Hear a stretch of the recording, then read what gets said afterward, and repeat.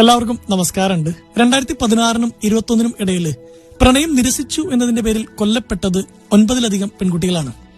ഒരാളുടെ no accept ചെയ്യാൻ പറ്റാതെയായപ്പോ വാശിയുടെ പുറത്ത് കൊന്നുകളയുന്നു. അതെന്ത് പ്രണയമാണ്? എന്തുകൊണ്ടാണ് ഒരാളുടെ നോ നമുക്ക് ആക്സെപ്റ്റ് ചെയ്യാൻ പറ്റാതെ പോകുന്നത്?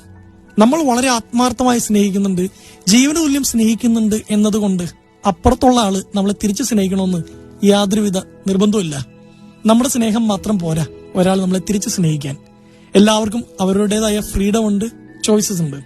ഇനി റിജക്ഷൻ നേരിടുന്നവരോട് അല്ലെങ്കിൽ ഇപ്പോൾ ഒരു ബ്രേക്കപ്പിലൂടെ കടന്നു പോകുന്നവരോടൊക്കെ പറയാനുള്ളത് TP രാജീവൻ സാർ എഴുതിയ മനോഹരമായ ഒരു പ്രണയ കവിതയാണ്. അതിനകത്തൊരു വരിയാണ്. അതിങ്ങനെയാണ്: നിന്നിലേക്കുള്ളതായിരുന്നു ഇന്നോളം എനിക്ക് തെറ്റിയ വഴികളെല്ലാം. ഈ ഓരോ റിജക്ഷൻസും നമ്മളെ കൊണ്ടെത്തിക്കാൻ പോകുന്ന കുറച്ചുകൂടി ബെറ്റർ ആയിട്ടുള്ളൊരു വ്യക്തിയുണ്ട്.